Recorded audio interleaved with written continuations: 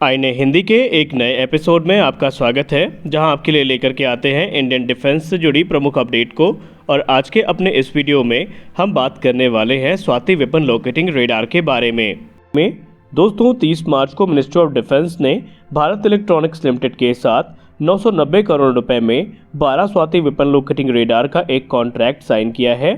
और इसके पहले जून 2022 में द न्यू इंडियन एक्सप्रेस की रिपोर्ट में ये बताया गया था कि भारत इलेक्ट्रॉनिक्स लिमिटेड को एक और ऑर्डर प्राप्त हुआ था इंडियन आर्मी से, जो कि स्वाति वेपन लोकेटिंग रेडार का मार्क 2 वेरिएंट था और इसके 6 यूनिट्स का ऑर्डर 400 करोड़ रुपए में प्लेस किया गया था। Indian army already Swati weapon locating radar के मार्क 1 वेरिएंट को 30 की संख्या में ऑपरेट करती हैं और इन सिस्टम्स ने लाइन ऑफ कंट्रोल के पास जो अपनी परफॉर्मेंस है वो काफ़ी टॉप नॉच प्रदर्शित करी है और भारतीय थल सेना इनकी परफॉर्मेंस से काफ़ी ज़्यादा खुश है। और अगर हम रिसेंट ऑर्डर्स की बात करें तो एक जो टोटल ऑर्डर अब तक हो चुका है स्वाति वेपन लोकेटिंग रेडार का, वो तकरीबन 48 का हो चुका है। यानी रिसेंट ऑर्डर को मिलाने के बाद जो स्वाति वेपन लोकेटिंग रेडार की संख्या है वो अब 48 की हो चुकी है। और निसंदेह इनके आने के बाद बॉर्डर के पास जो काउंटर आर्टिलरी फायर कैपेबिलिटी है इंडियन आर्मी की, उसको एक बहुत बड़ा बूस्ट मिलने वाला है। स्वाति वीएलआर मार्क 1 की बात करें तो स्वाति मार्क 1 को प्लेन वर्जन भी कहा जाता है, जो कि एक हैवियर वर्जन है और इसे टाट्रा की 8x8 ट्रक में माउंट किया गया है। वहीं अगर हम स्वाति मार्क 2 की बात करें तो इसे माउंटेन वर्जन कहा जाता है और इसे BEML की 6x6 ट्रक में माउंट किया गया है, जिससे कि इसकी मोबिलिटी को इम्प्रूव किया जा सके। और इस रेडार को जो माउंटेनियस टेरेन है, जहां पर रोड्स काफ़ी सक्रिय होती हैं और वहां पर मोबिलिटी एक बड़ा चैलेंज होता है, वहां पर भी इजीली डिप्लॉय किया जा सके। दरअसल Swati weapon locating radar DRDO के उस प्रयास का एक स्पष्ट उदाहरण है, जहां पर वेस्टर्न एम्बार्गो के चलते भारत को एक समय ये रेडार नहीं मिल रहे थे। जी हां, वर्ष 1989 की बात है। अमेरिका ने अपने AN/TPQ-36 और AN/TPQ-37 फायर फाइंडर रेडार को भारत को देने से मना किया था और वहीं से जो स्वाति वेपन लोकेटिंग रेडार का डेवलपमेंट है उसको बूस्ट मिला था। और आज भारत ने खुद अपने यहाँ इस प्रकार की जो कैपेबिलिटी है वो विकसित कर रखी है। न सिर्फ कैपेबिलिटीज़ को विकसित किया है भारत ने, बल्कि ये भारत इनको ऑपरेट भी करता है और इनको एक्सपोर्ट भी करता है। अगर हम स्वाति वेपन लोकेटिंग रेडार के बारे में डिटेल में बात करें तो ये वेपन लोकेटिंग रेडार काफ़ी हद तक अमेरिका के AN/TPQ-37 रेडार से डिज़ाइन और परफॉर्मेंस के मामले में सिमिलरिटीज़ को शेयर करता है। वहीं उसकी तुलना में ये ज़्यादा यूज़र फ्रेंडली है। इसमें passive electronically scanned array radar feature किया गया है, जिसे राजेंद्र रेडार से डिराइव किया गया है, जो कि आकाश मिसाइल सिस्टम में एक फायर कंट्रोल रेडार है। ये रेडार इलेक्ट्रॉनिकली स्टीयर्ड है, जिसका मतलब ये है कि ऑपरेशन के दौरान जो रेडार एंटीना है वो मूव नहीं करते। इस रेडार की स्कैनिंग की बात करें तो ये radar ±45 degree range of azimuth पे जो इनकमिंग रॉकेट्स हैं, आर्टिलरी और मोर्टार फायर है, इनको इलेक्ट्रॉनिकली स्कैन कर सकता है। वहीं इस रेडार का जो एंटीना है ये ±145 डिग्री तक 30 सेकेंड तक स्वेबल है। और अगर हम इस VLR की एबिलिटी की बात करें तो ये तुरंत अपने स्कैनिंग सेक्टर को चेंज भी कर सकता है और ये 360 डिग्री की जो स्कैन कैपेबिलिटी है वो भी प्रदान करता है।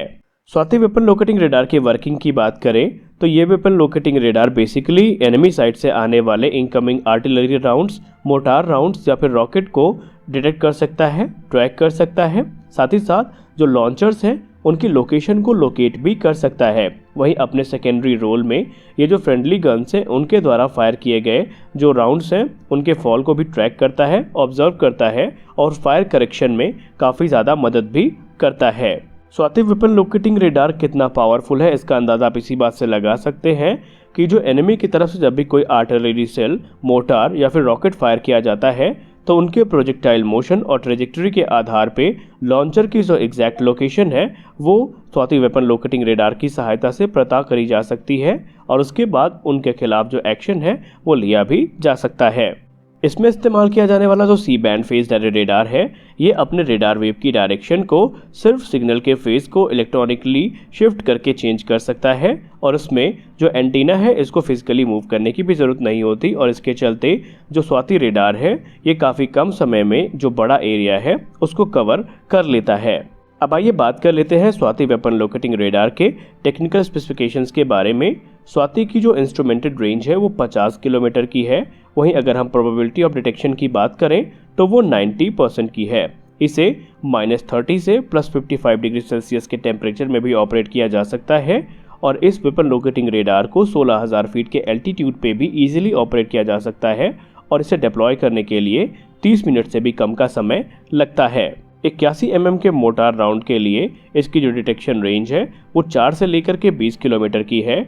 वहीं 105 mm या उससे बड़ी गन के जो राउंड्स हैं उनके लिए जो डिटेक्शन रेंज है वो 4 से लेकर के 30 किलोमीटर की है। वहीं फ्री फ्लाइट रॉकेट्स की बात करें तो उनके लिए इसकी जो डिटेक्शन रेंज है वो 6 से लेकर के 40 किलोमीटर की है और 155 mm के रॉकेट्स जो हैं या गन के जो राउंड्स हैं उनके लिए इसकी जो डिटेक्शन रेंज है वो 30 किलोमीटर की है। स्वाति वेपन लोकेटिंग रेडार एक बार में 7 अलग अलग टारगेट्स को डिफरेंट डायरेक्शन पे ट्रैक कर सकता है और तकरीबन 99 टारगेट्स की जो टारगेट इन्फॉर्मेशन है वो एक high resolution multi mode colour display में प्रदर्शित करी जाती है और ये weapon locating radar 108x108 kilometre का एक डिजिटल मैप भी जो डिस्प्ले पर्पस के लिए स्टोर कर सकता है, जिसका इस्तेमाल आगे चल के अलग अलग ऑपरेशंस में किया जा सकता है। स्वाति वेपन लोकेटिंग रेडार कितना घातक है ये तो हम सब जान चुके हैं और भारतीय सेना में इसके आने के बाद भारतीय सेना की जो ताकत है वो काफ़ी ज़्यादा बढ़ जाएगी। हालांकि स्वाति वेपन लोकेटिंग रेडार को इंडियन आर्मी की जो आर्टिलरी यूनिट्स हैं इनमें शक्ति artillery combat command and control system की सहायता से नेटवर्क भी किया जा सकता है और इसके चलते उनकी जो इफेक्टिवनेस है वो और भी ज़्यादा बढ़ जाती है। तो आज के इस वीडियो में हमने बात करी स्वाति वेपन लोकेटिंग रेडार के बारे में। हम आशा करते हैं हमारा ये वीडियो आपको अच्छा लगा होगा। वीडियो अच्छा लगा तो वीडियो को लाइक करिए, नए हैं तो चैनल को सब्सक्राइब करिए। मिलते हैं अगले वीडियो में, तब तक के लिए जय हिंद।